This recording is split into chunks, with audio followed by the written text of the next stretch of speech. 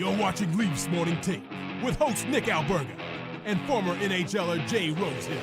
The show starts now. All right, Rosie, can you explain to me that ever since the Leafs beat the Colorado Avalanche, they have not been the same team? Like, wouldn't you go the other direction after beating the best team in hockey?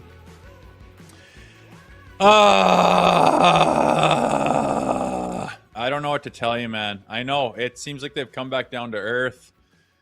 That was such a big win and the road trip. And I know they started off against Colorado with this Herculean effort that was just start to finish and just proved their mettle against that monster team. And then it just hasn't seen as much since.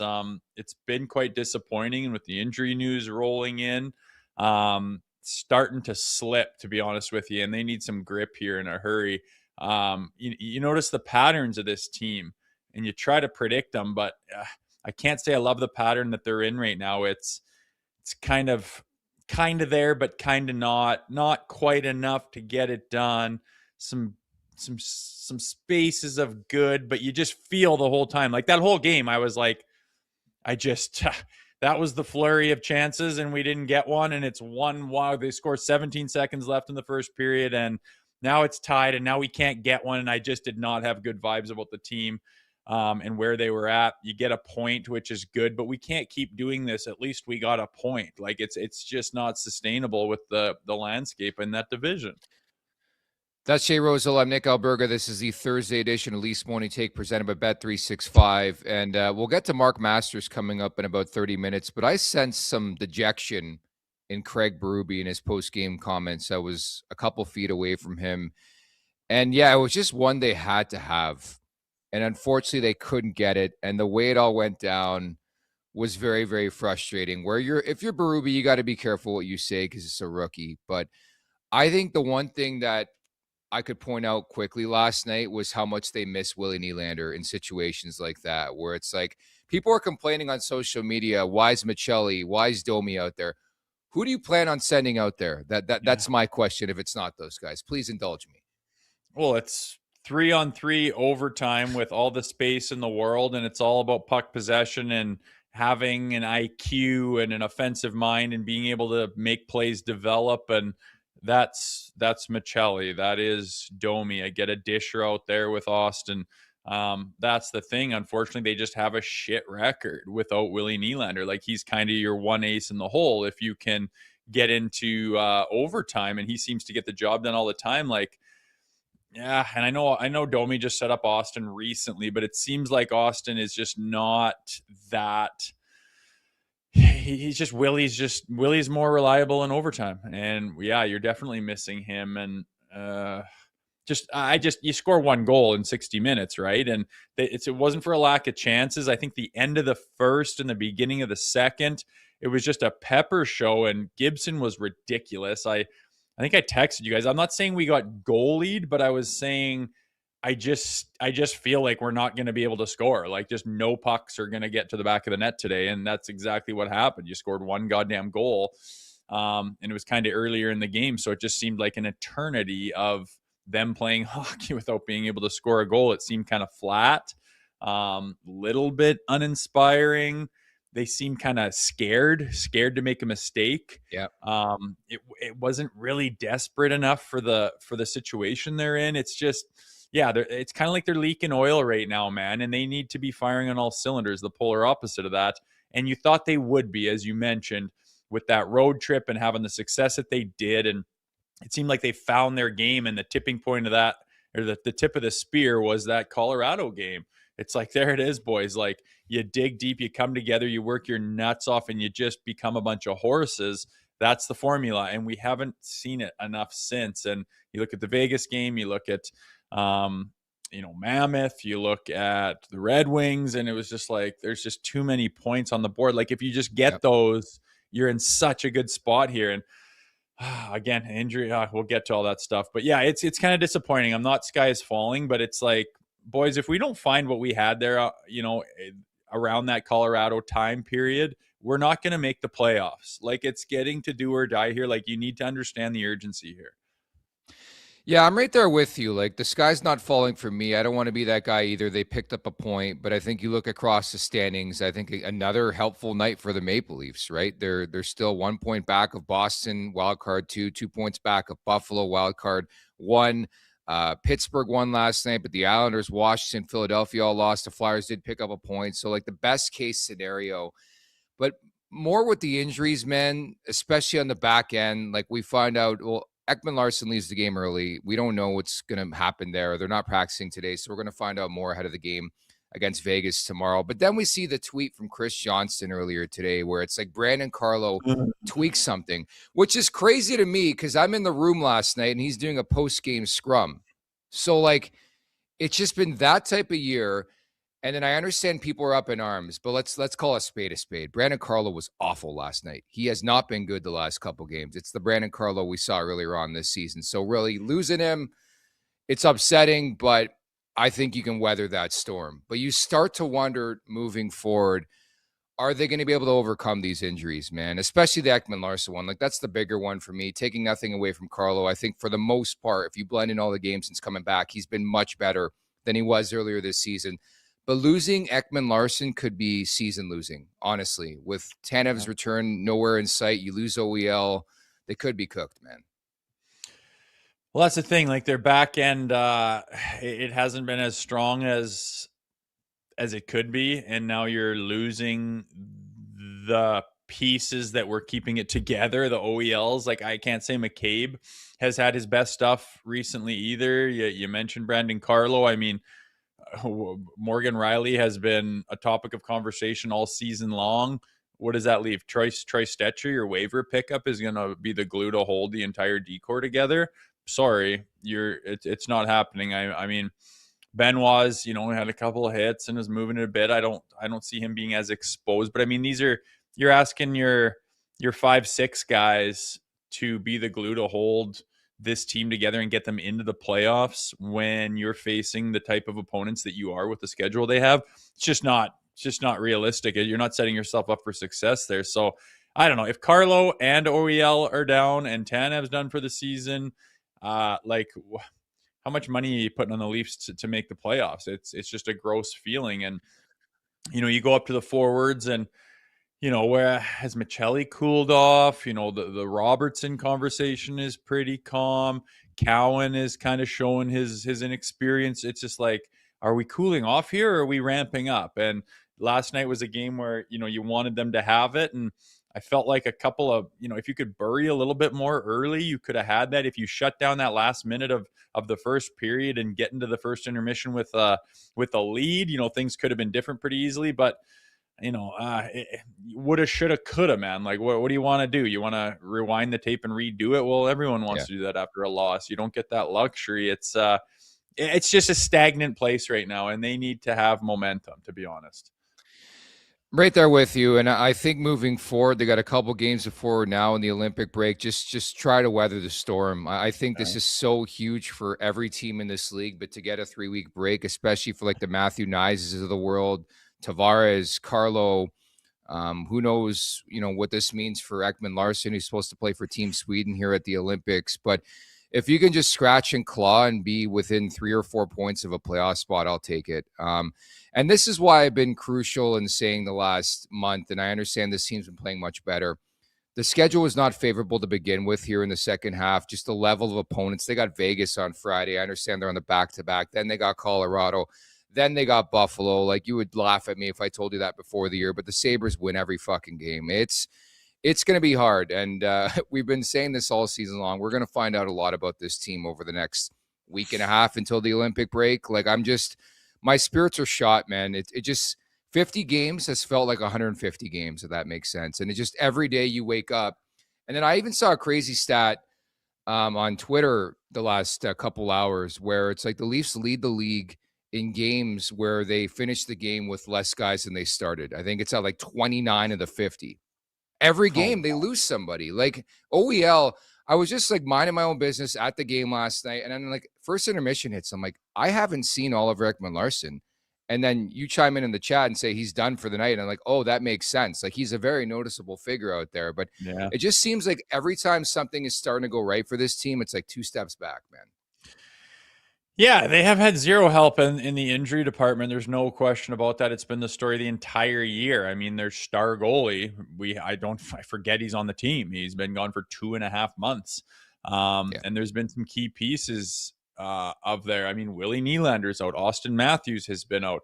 Oliver Ekman-Larsson, Chris Tanev, our goaltenders, both of them. Like all the pieces, all the keystone pieces of this team has been on the shelf for considerable amounts of time throughout the entire season. It doesn't help. And everyone else is going through that. Yeah, they are.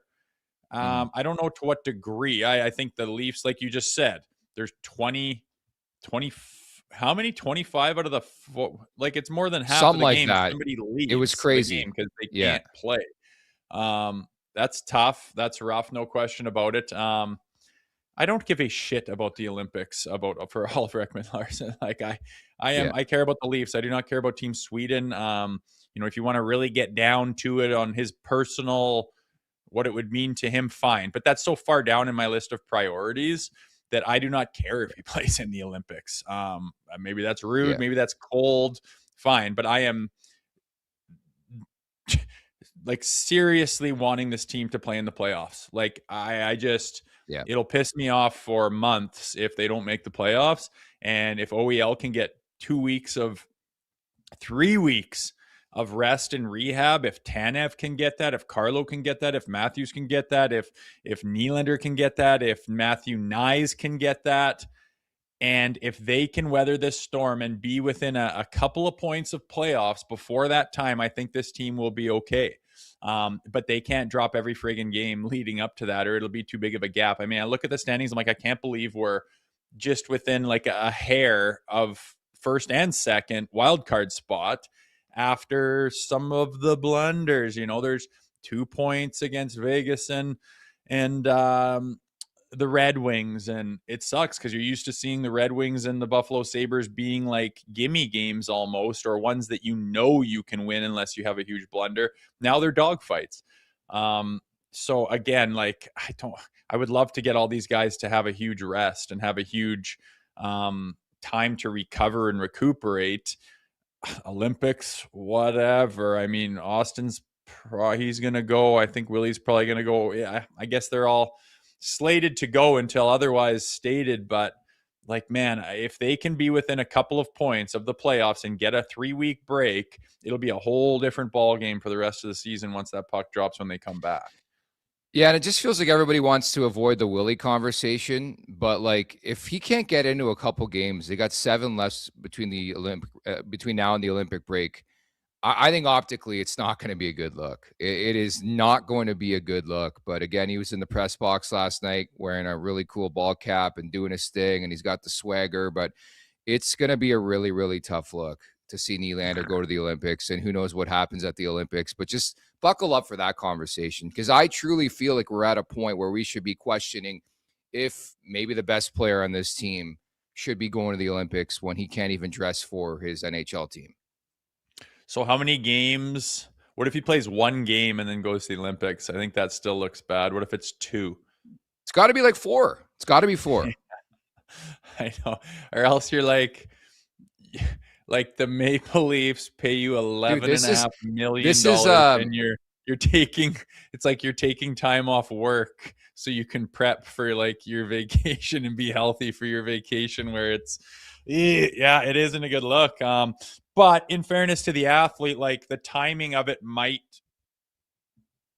just be that way. Like in his defense, he's like, fuck, I was hurting and I just started skating and I started to ramp it up and I was able to, I felt 100% ready to play and played 2 games, and that happened to be the Olympic break. What do you want from me?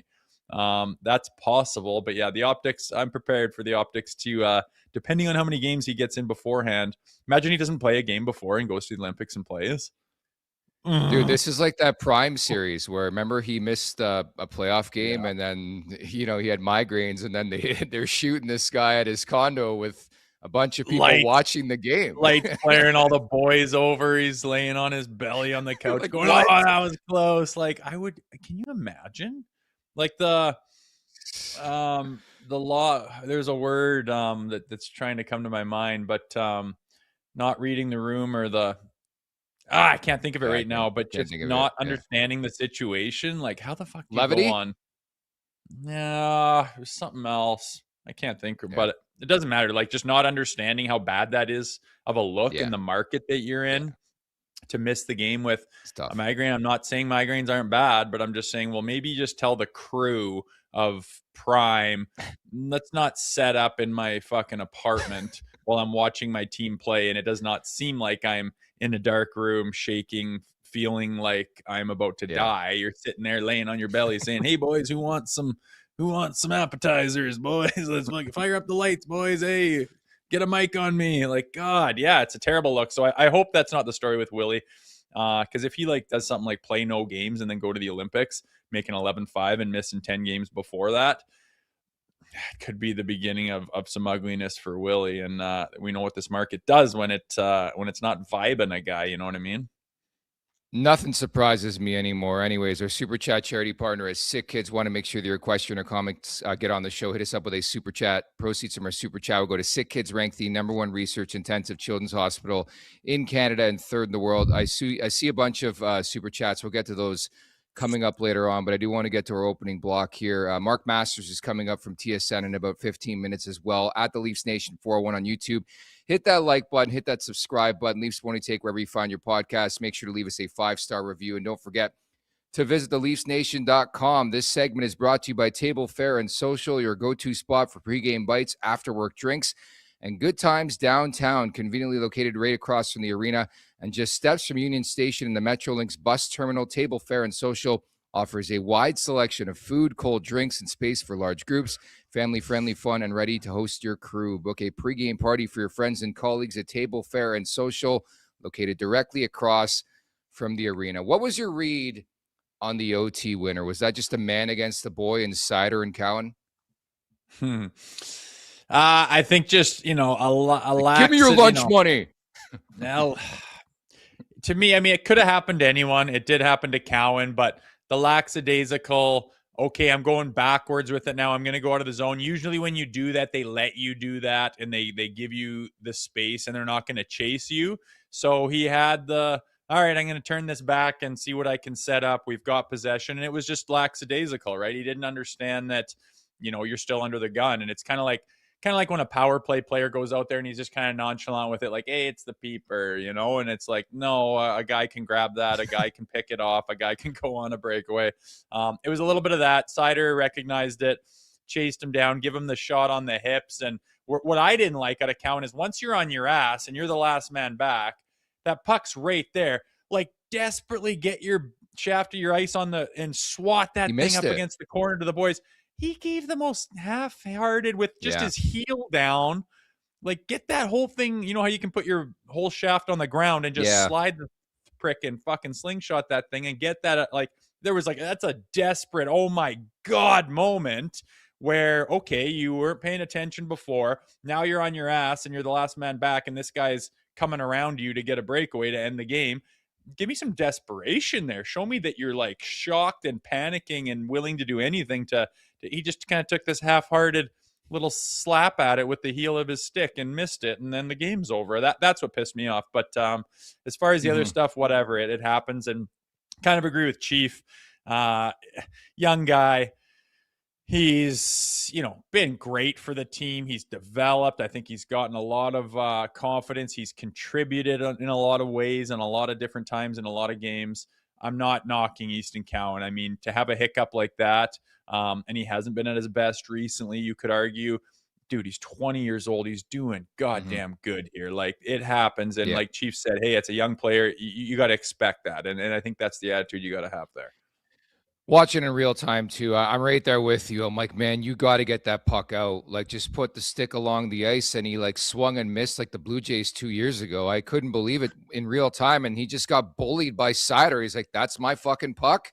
Boom, Larkin puts it in. Who I thought had a really, really quiet night.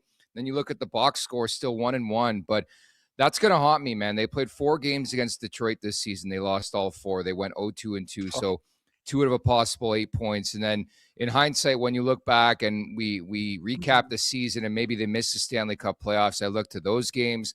I look to the Buffalo games. They got the Sabres in town on Tuesday.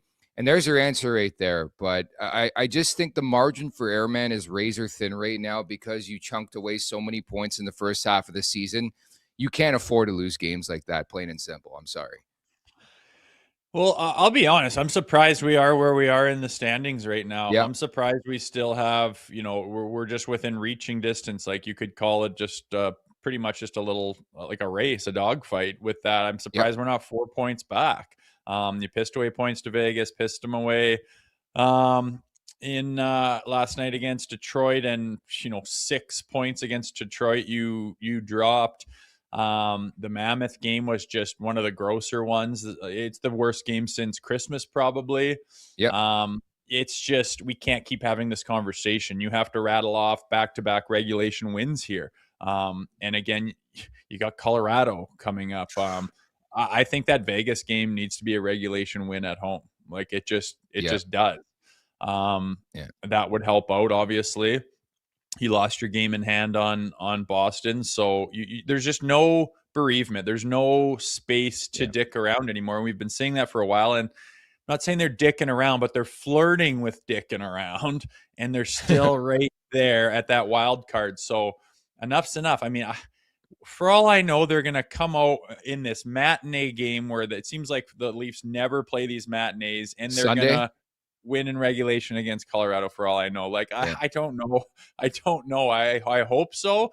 But I mean, we kind of thought the same thing on that road trip to start it off in Colorado. It's like, Jesus, like if we can get 5 out of 8 points, that'll be good.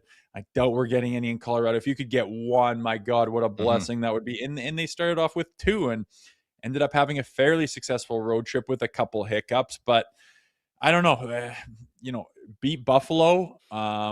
You can do that. Like, bring them back to earth. Like, something's got to snap them. I remember, might have been last year, Winnipeg Jets are on a 10-game winning streak. No one can beat them to start the season. The Leafs come in, they beat them. First team to do it. Like, you can bring teams down to earth. You need that kind of shit. You need to get points where people are thinking it's hard. It is hard. The schedule is hard. You got to do something hard. It's going to be hard. It's not going to be handed to you. It's not going to be easy. You have to dig deep and do the shit you were doing after Christmas, which is hard. And you still have a major chance here. So we'll see. We'll see about the injury front. I'm sure there'll be some tweets today about who's doing what. I hope you're right in Carlo, and it was just an overreaction by Johnston to say he tweaked something. Like, what the hell does that mean? Like, where do you get that information from? Did you see him just lay on the trainer's table and you look through the hallway? Like, what does that mean? I don't know. I'd like more information, please.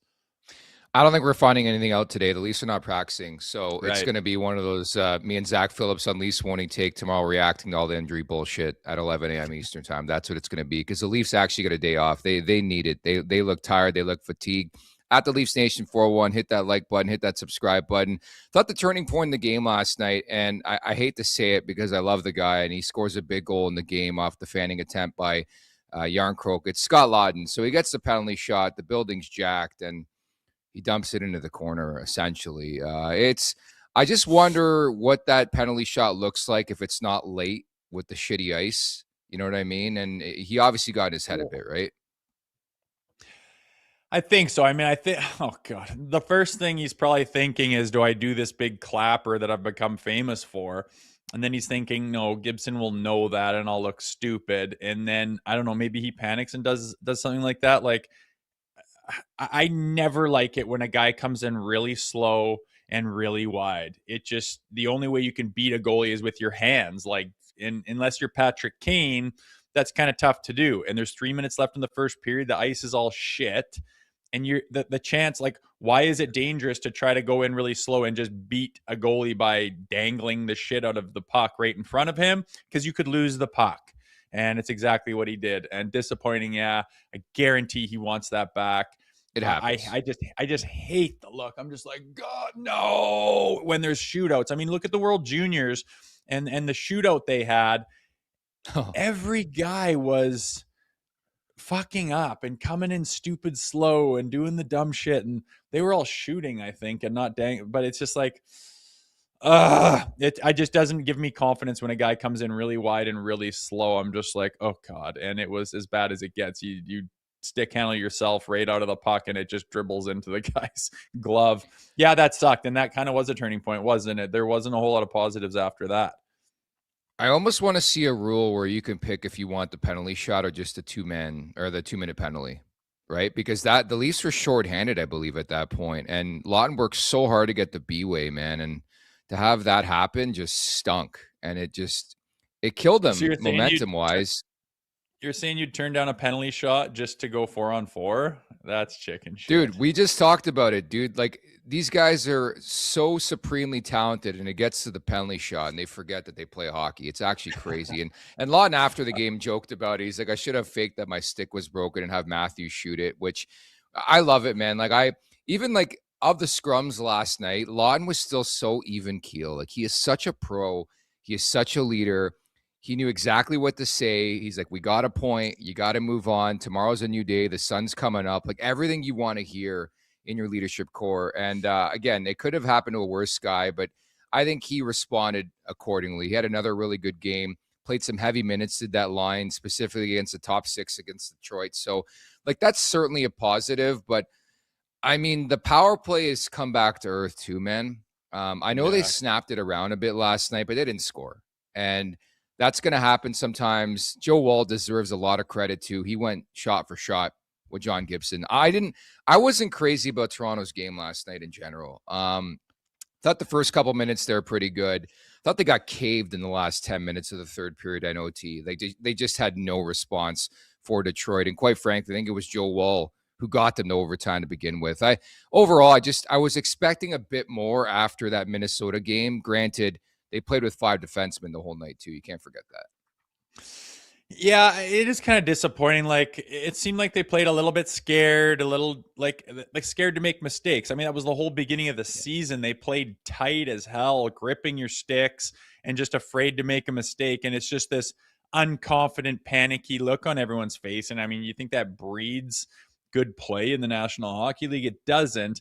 And not that they were like that the whole night, but yeah, like later on when it's 1-1 and you need one, like, why aren't you the team that's pushing? You know, Detroit is sitting pretty. You think that they might sit back a little bit, but it looked the opposite. And it just doesn't make sense to me. Like, you know what's been happening. You know where you're at. You know what's on the line.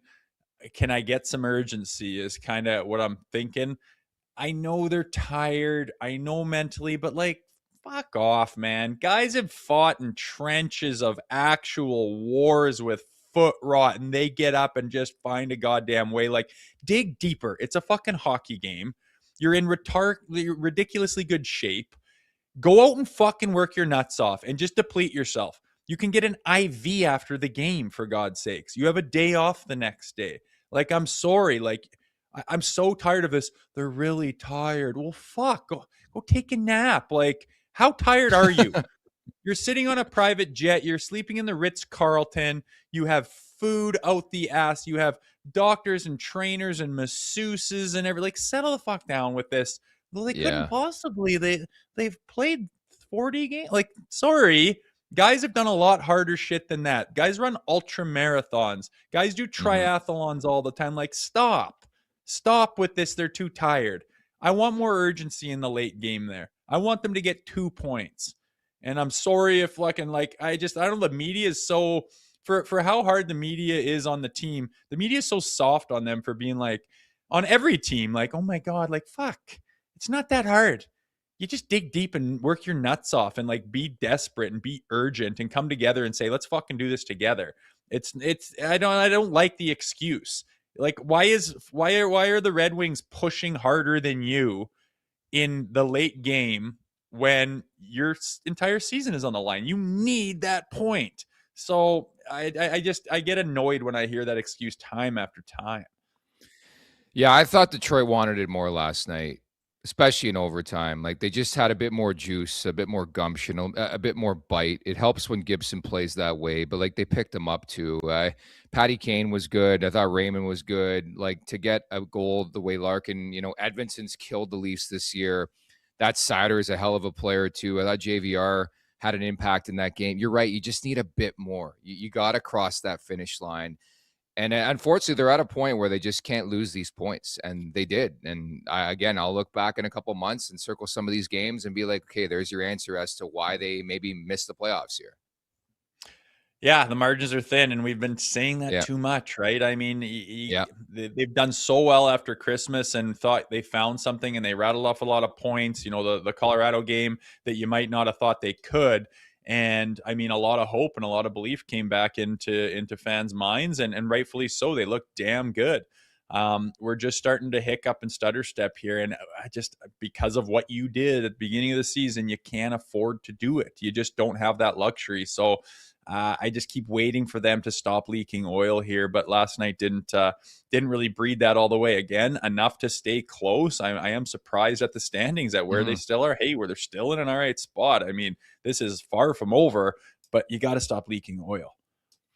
At the Leafs Nation 401, hit that like button, hit that subscribe button. The following interview is brought to you by Hurley and Levelwear. Golf is evolving, and Hurley and Levelwear is right at the heart of the cultural shift as athletes from across pro sports embrace the game and bring fresh energy to the course, inspired by Hawaiian and coastal lifestyle vibes.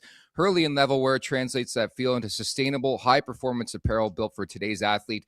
The collection is live now. Visit levelwear.com to shop polos, hoodies, hats, casuals, and much, much more. That's Hurley and Levelwear. As we bring in today's guest, none other from TSN, it is Mark Masters. Mark, thanks so much for doing this. How are you? I'm doing great. Good to be back with you guys.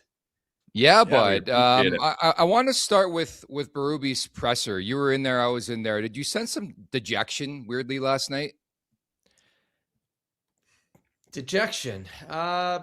He seemed a bit like not as upbeat as usual. I don't know. It was weird because he said all the right things still. Yeah, it's been a grind, right? Like the schedule's unrelenting. The results the last couple of games here. I felt he was more fired up after the Minnesota loss. And obviously that's a regulation loss, and it was a lopsided loss.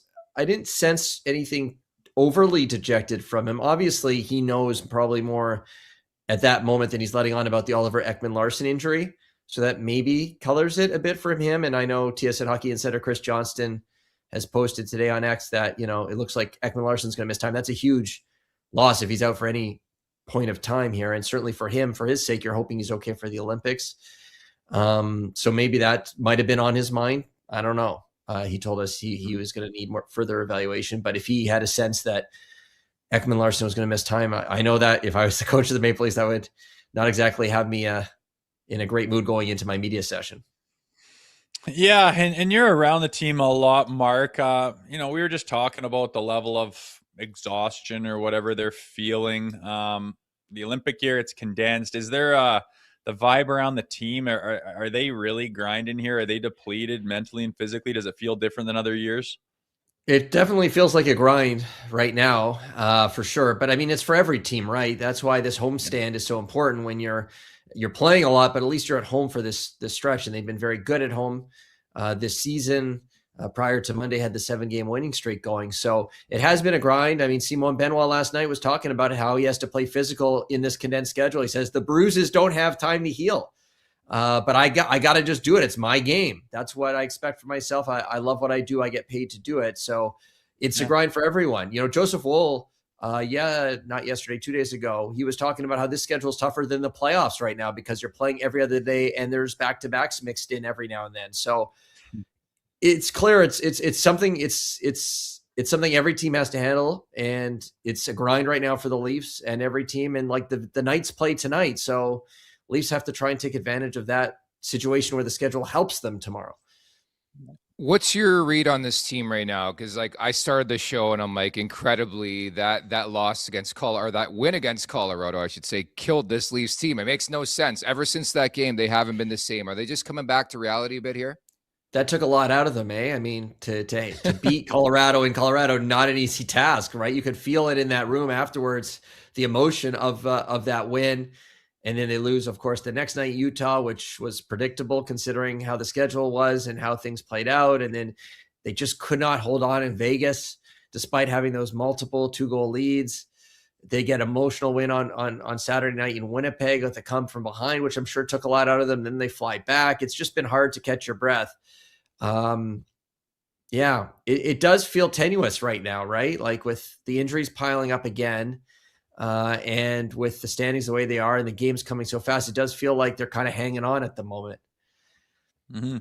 And, Stoley has been gone for so long. I mean, he was their star goalie last year, and he's been out for 2.5 months. How much of an impact do you think he could make when you come back? And that conditioning stint, I imagine he's just down the hall. You can see him. You think he's going to be playing a game for the Marlies, or is this actually just some practice time? It doesn't sound like the plan is for him to play a game down there. Craig Berube wasn't sure, but we were led to believe it was more just about getting the practice time. There's just so few practices. Of course, the Leafs are off today. Tomorrow will be a morning skate, which isn't a full practice. We'll see what happens Saturday. I think they'll have a practice, but remember, the practices have to be for Joseph Woll and Dennis Hildeby too. They need their reps to keep them going. So they send Anthony Stolarz to the Marlies to give him just dedicated practice time so that he can just be focused on getting up to speed, considering the amount of time he has missed. But his return would be a big spark, right? He's an emotional guy. He's talked about earlier this season trying to become more of a leader on the team this year. He's got the new contract. So at a time of the season in the schedule where it's a grind, Anthony Stolarz coming back into that dressing room, as good as Dennis Hildeby, I think, has played, would provide a spark. And remember, this is a team that hasn't had their goaltending tandem that was so good last year back together for even one game this year. So to get Joseph Woll and Anthony Stolarz together, dressed in the same game, would be a spark for this group. I thought that was a big game for Woll last night. I thought he went save for save with John Gibson. His bounce back appeal has been there all season long. And I think the one thing that was important was just getting that start from Woll after the previous two outings, right? Absolutely. And they've had faith in him. Craig Berube says, we go back to him. He's our guy. First time in his career, he's allowed 5+ goals in consecutive games. You got to show faith, right? Like, I know the schedule is what it is, but you're at home. You had the day between games. You had the practice time. Saw him out there with Curtis Sanford. They seem to be working on tips, on, fighting through screens, that sort of thing. And he was tracking the puck. He seemed to be locked in last night. And that's a great sign for the Maple Leafs. You want him to be the guy, and you want him to be feeling confident and knowing that he can be, the guy you turn to. So a huge start for him, huge bounce back for him. I imagine he'll be back in, of course, Friday, then maybe he'll be Sunday afternoon. That's a tough turnaround, right? As much as you want to ride Wool, at some point you got to get him a rest. So, yeah, that was a big, big game for Joseph Woll last night. And when we got three healthy goalies here, what do you think? Is it as simple as moving Hildeby down? What's your guess? Or are they going to need three to kind of spell these guys off a little bit with the schedule? Yeah, I mean, our insiders at TSN, they've reported like three goalies is not the setup the Leafs are looking at. So I imagine Hildeby will just go down to the minors. I do like the idea of, like, when you have tough travel, to go to the three goalie system. Like for example, I think when they head out on the road after this homestand, maybe you can get, whoever's going to start that Seattle game out early, if you're carrying three goalies, and then just like have Hildeby dressed as the backup for that last game against Buffalo in Toronto. I think Montreal just did that, where they sent one of their goalies ahead on the road just to get them rested. It's kind of like what baseball teams do with starting pitchers. Right. So I like the idea of a three goalies in that set, but it doesn't sound like it's going to be something where they are at least planning to carry three goalies. Mark, I respect you immensely. You do your job very, very well. You hang in there. Looking back to last week, T-Mobile Arena, I felt like I was watching Fresh Prince, and you were about to be jazzed and thrown out the door by Uncle Phil talking to Austin Matthews. But how do you plan to attack this Marner game tomorrow with your lines of questioning? Well, I think it's a different story tomorrow versus last week. Last week, for me, was about the relationship between the Leafs players, the longtime teammates of Marner and Marner, right? What it will be like for them to play Marner in the NHL for the very first time. And tomorrow, it's really about Marner's relationship with the city, what the building is going to be like, how they can use that.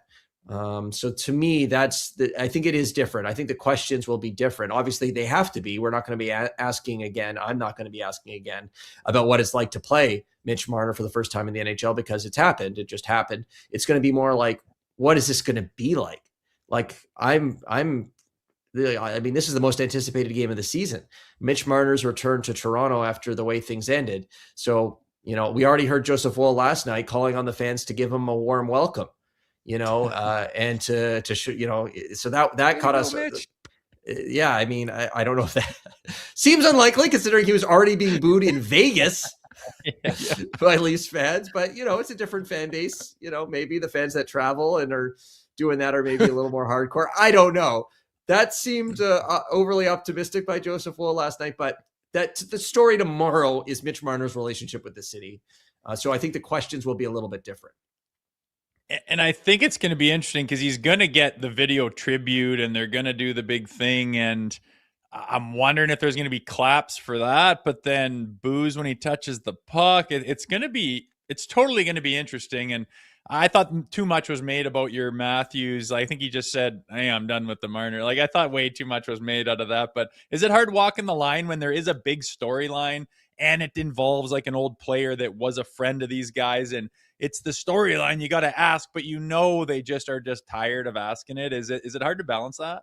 Of course. I mean, I file for Sports Center, so I'm doing a story in the morning. So like on that day, Austin had done his scrum in the morning. So we had asked him a lot of questions, including me, what's it going to be like to face Mitch? Mitch is playing center now. Everything you can imagine about Marner going into this game had already been asked. So obviously I'm on part of the broadcast. It's our TSN broadcast that night. You want to continue to push the story forward if you can.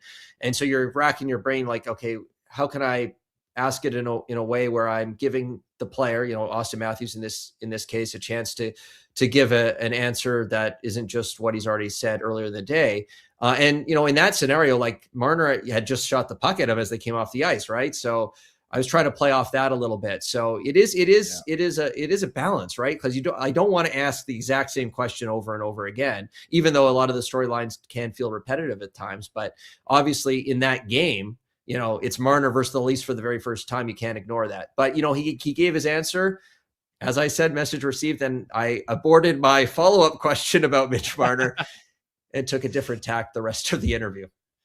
I'll be honest. I was in the room with Masters at T-Mobile after the game, and I was going to pay this guy off to ask what. I know Matthews did this scrum. I'm like, Masters, one more, get the people cooking a bit. But you did a great job. Looking ahead of this game, like I think it'd be fun to interview John Tavares right now. Like, I don't know what it's going to be like atmosphere-wise. I don't anticipate it being like Long Island, just a different animal altogether. I think it's going to be a hostile crowd, but what do you expect at Scotiabank Arena tomorrow night?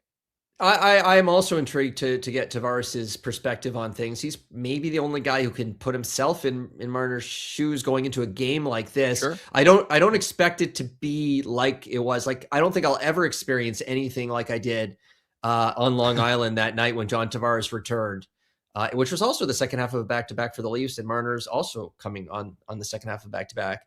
But we did hear from Tavares, and I remember just before the game, he's usually obviously pretty stoic, but he told me like he had been reading The Man in the Arena to prepare, and how you got to just basically they're, you're not, if you're being booed or if you're in the spotlight like that, it's not for no reason, right? As Matthew said in Winnipeg, they're not booing for no reason, right? You made an impact.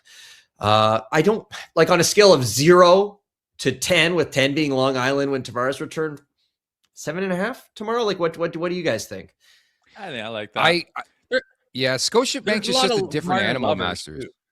It's true. It's a different fan base. A lot of fans of Mitch. It was divided, I think. And the people that do travel are probably pretty hardcore and are really in the thick of things. I think a lot of people don't even realize what happened with Marner, what happened with the contracts, what happened with the offers. The average fan probably doesn't know that. And they're just like, oh, there's Mitch. He scored a bunch of goals and he was a big part of it for a long time. And they'll cheer. But I think it's more of the hardcore ones that'll be hard on him. So I don't think it'll be a Tavares situation, if you ask me. I think we'll hear cheers. Like Tavares, that was like there was no cheers. They booed throughout that video tribute. Like it just got louder and louder. There's so many different chants just directed at Tavares throughout that whole night. I mean, rubber snakes were thrown at him in warmup.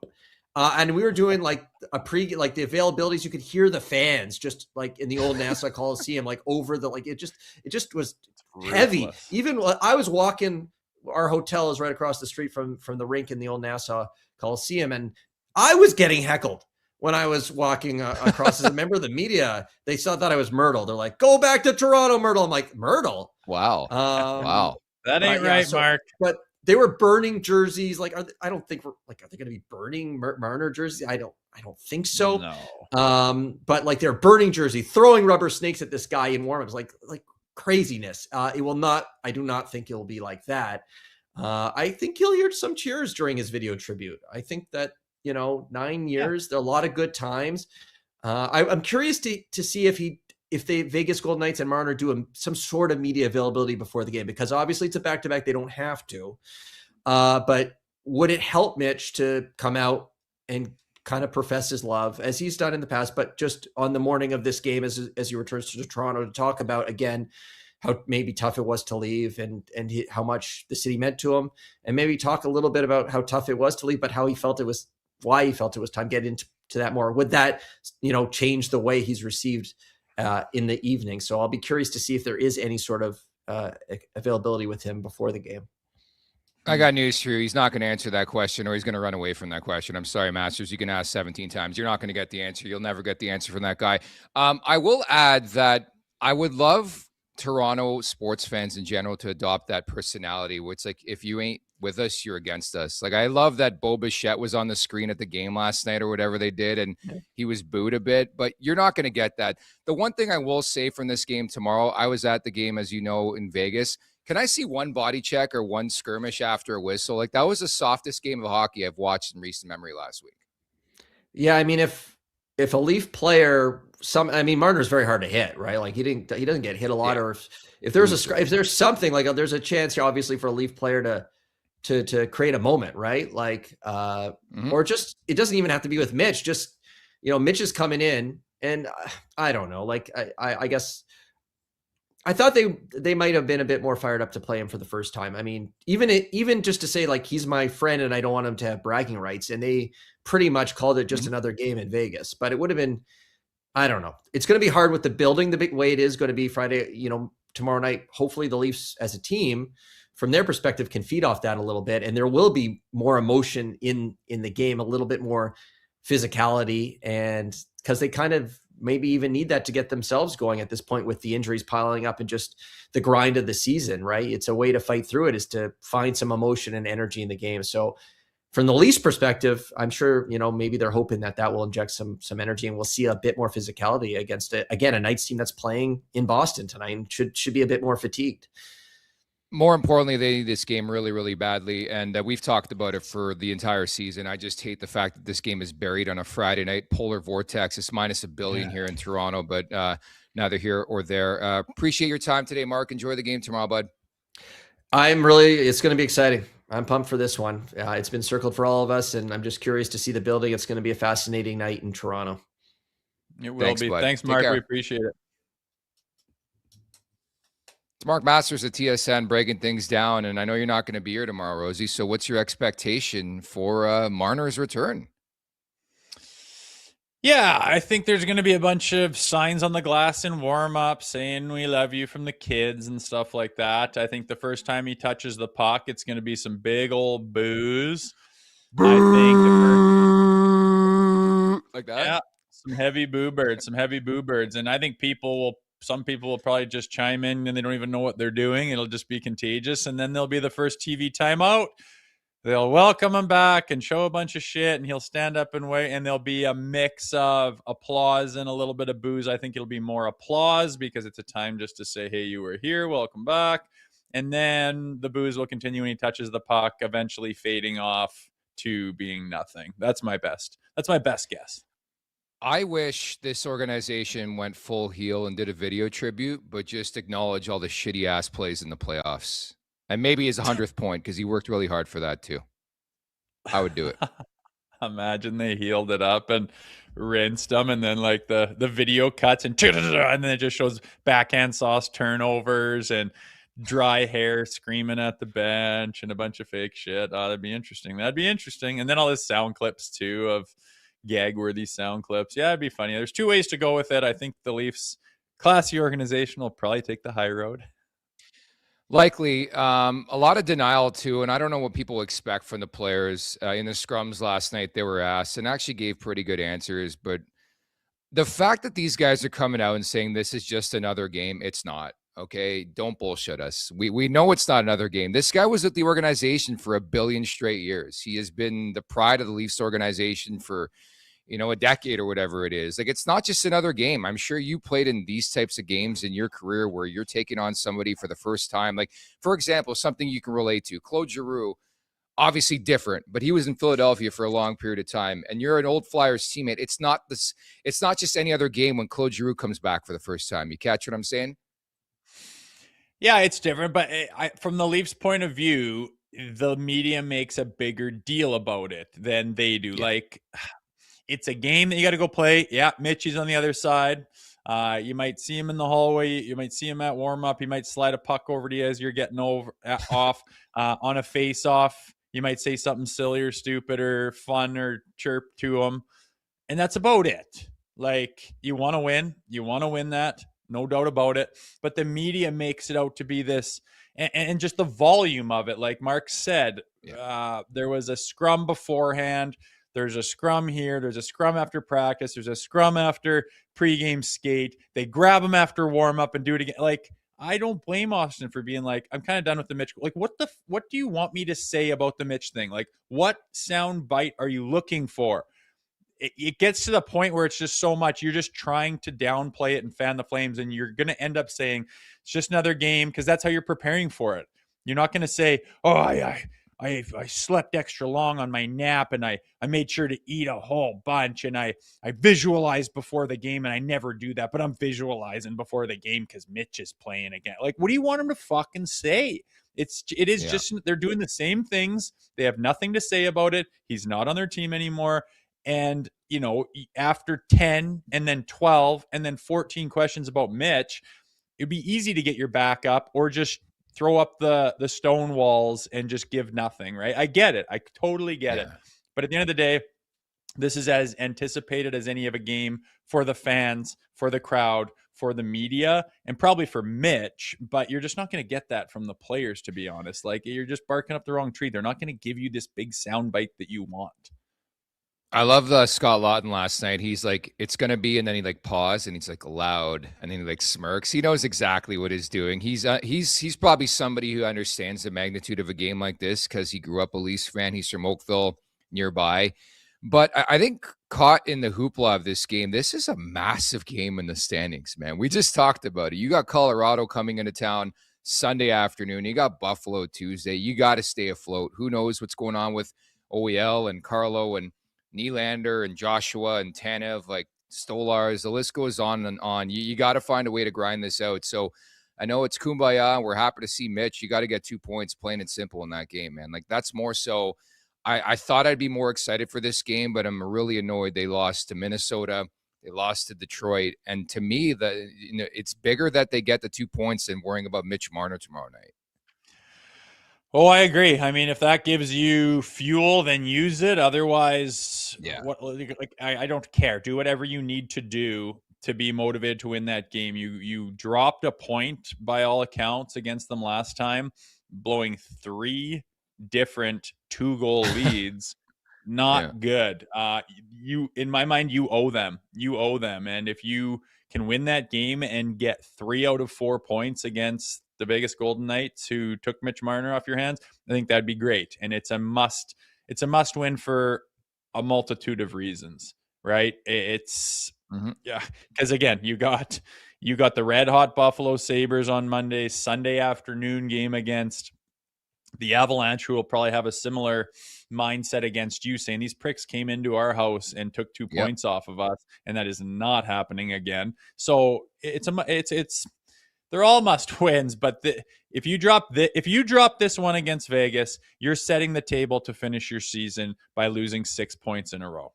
That's very possible, and you have to start off on the right foot by making sure that does not happen. It's just crazy. Like, again, we've talked about this, but man, it's so fascinating. Every year I'm like, playoffs don't matter, or like regular season doesn't matter. Dude, it's going to be like this till the end of the season. They're going to be up and down and bouncing around a playoff spot. It's very Florida-like a couple years ago, if you recall, where the Panthers were dead to rights. I still vividly remember they came into Toronto.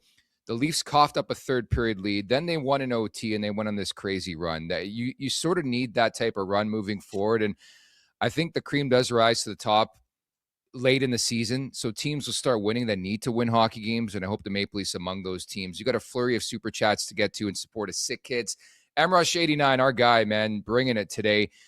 3 different super chats. We'll start with this one. Big swing is a no-go this year. Make a depth move like Shed now to make a push before deadline. If it doesn't look good by then, retool. MLSC better think past this year in first round. Greedy pieces of shit. Goes on to say Cowan is promising, but should be top line in AHL for the remainder. Him in the playoffs is scary right now. Quill and Forsey, lots to see. Move JT to the wing. Think he'd stay at fourth liner. Berube is stubborn. I disagree on the Cowan front. I think young players are going to make mistakes. 3-on-3 is a crapshoot to begin with. I don't mind playing the hot hand. I think there's way more pros with having Cowan in the lineup than negatives right now. Do you agree? Oh, 100. Who are you going to replace him with? I mean, if you have an all-star lineup ready to rock, then okay, you could have that conversation. Sure. But he's better than anyone else you're going to put in the lineup. And because he made a mistake, you have leaned on that kid. You have had high expectations. You have put him center stage in Toronto in the National Hockey League at 20 years old, and he has handled himself damn good. I am quite pleased with Easton Cowan. You got to remember that because he, had a one of the better players, in the world take advantage of him having a little bit of a brain fart and grabbing the puck and, like you say, a crapshoot of a setup of 3-on-3 and scoring. You want to put him in the fucking rafters to put Jacob Quillen in. Well, now you're just panicking and frustrated and pissed off making decisions based on that, which is no bueno in that league. I just don't see it. Again, if there was considerably better players or someone that's going to make your hockey team better by putting him in there, go ahead, but he's not at that level. He made a 20-year-old mistake in the National Hockey League. You don't punish him to that degree, especially when it's a Jacob Quillen going to replace him. Sorry. More from MRush89 via Super Chat. I doubt Lawton will stay to play 10 minutes. We'll see on that front. And then Tammy, lastly, Berube's continuously getting outcoached in OTs. Do you buy that? Like, they're 7-9 in overtime, which I think is important to stress, right? When you look at the points and the importance of the standings too. I wouldn't say yesterday that was the case. There's been times where you're kind of head scratching on why are you going with this guy and why are you going with that guy in certain situations. Sometimes Lawton, I feel like, is underutilized. If it's the only time I really feel that is when you have like a Michelli and a Cowan and a Nylander out there with 1 minute left in a 1-goal game, and it's just going to be a peppering with a goalie pulled.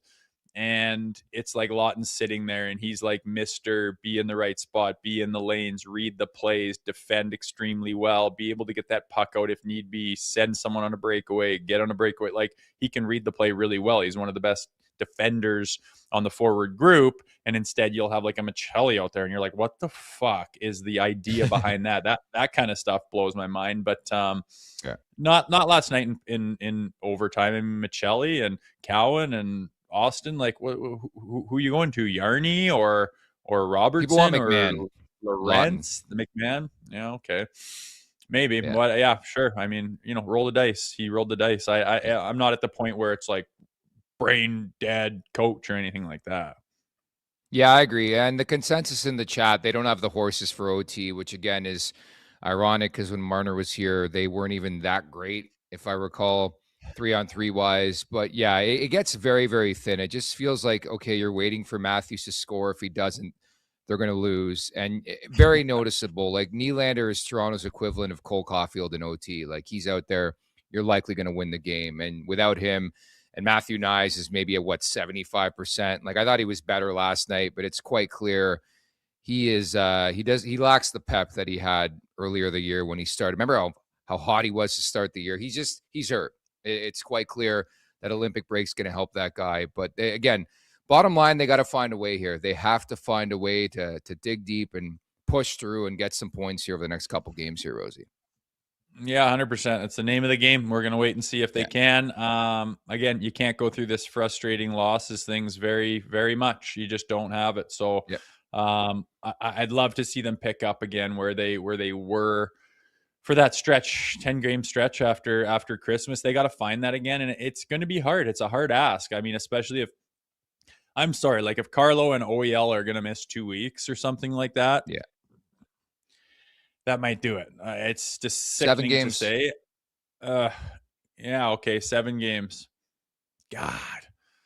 I mean, can they get by again? Like, just to stay where they're at right now in the standings, just stay where they're at. Maybe they can have the hiccup and the overtime loss, and you just can't fall 4 or 5 points away with 2 teams ahead of you. You just can't. You won't make it up. It's going to be difficult. I know the schedule. Like, do you think maybe playing the like heavy teams down the stretch who are firmly in a playoff spot, maybe they won't take the games as seriously, and they're feeling the effects of the schedule, Maybe. and the points don't matter as much to them, so it's almost like a benefit than playing some team that's in an absolute war. I don't know. We'll see. At the end of the day, they're worried about themselves. They got to control what they can control, and that's bearing down and playing some desperate hockey. Yeah, and bottom line, they said all the right things going into the game last night. It's a playoff game, this and that. Well, they lost. Sorry to break it to everybody. So, and push comes to shove, you got to get the result, and they didn't last night. It's time now for the last call, brought to you by Bet365. Whatever your bet is, it's never ordinary at Bet365.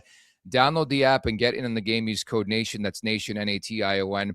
Must be 19 or older, Ontario only. Please play responsibly. If you're someone you know has a gambling problem, visit ConnexOntario.ca. A lot of intriguing games on tonight's card, among them Florida at Winnipeg, but I'm looking at Detroit at Minnesota. So those very Red Wings we saw last night on the road in the back-to-back, Toronto to Minnesota. Talk about a back-to-back.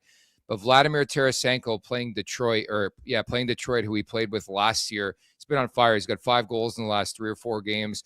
I'm going to play the Tarasenko shot prop over 2.5 in that game. That's my play tonight. Oh, what is the line? Minus 140. I will take the Minnesota Wild minus 1.5 for plus 175. That back-to-backer with travel, Detroit, big one, played extra time and overtime. Minnesota Wild. I don't know what they've done the other. What did they do last? Did they play last night? I know they lost in Montreal 2 nights ago. Yeah, that's it. So they'll be having retribution. They'll be at home. They'll be ready to rock. I think they smashed the Red Wings. Let's go. I like that play, and ironically, looking for Vegas to do the Maple Leafs a solid tonight. They're on the road in Boston. House of Horrors for Mitch Marner, of course, but Jack Eichel's a local guy who played university puck out there, so I expect Vegas to take care of business. I'll probably take Vegas in that game, maybe even in regulation. That's a perfect world for us. If Vegas can win that game in regulation, the Leafs have them on the back-to-back. So, Rosie, we'll leave it at that. I believe you're not back until Tuesday, right? Go ahead. Yeah, correct. I'll be, Tuesday. That is shitty. Yesterday, you took over 1.5 in the first period, and I took the under on the game. We both hit because we're geniuses, but a shit stain of a deal for the Leafs nonetheless. So let's hope we got better luck with this one.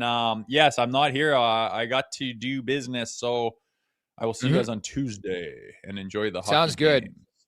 Matthew Barnaby is going to drop by on Tuesday, so that should be a fun conversation as we get set for the Leafs and Sabres. Hard to believe. They're playing every other day. That's the conclusion. Pardon me? It's like my co-host, I guess you would call it, for hockeyfights.com on the tail of the tape. People can go check that out on Hockey Fights if you don't already. We break down dust-ups, old school ones and new ones and all kinds of stuff. So you got Barnes on. That's shitty. I miss him. We could catch up, but looking forward to all of that. I'll be watching anyway. No, you're coming on Tuesday. He'll be with us. That's what I'm saying. Oh, I thought you said Monday. Okay, cool. We'll see Barnes on Tuesday then. Right on. Yeah, scratch everything Rosie said. Barnaby's going to be on with me and Rosie Tuesday. But anyways, I we've got just need Dan to wrap Riccio. the show in a hurry. Yeah, off the roster, Dan Riccio coming up tomorrow. So looking forward to that. Zach Phillips in for Rosie.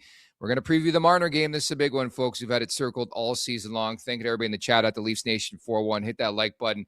Hit that subscribe button on the way out. At least want to take wherever you find your podcast. Make sure to leave us a 5-star review. And don't forget to visit theleafsnation.com. Thank you to producer Vic. Thank you to Jay Rosehill. I'm Nick Alberga. We'll talk tomorrow. Take care, everybody. This is the big one.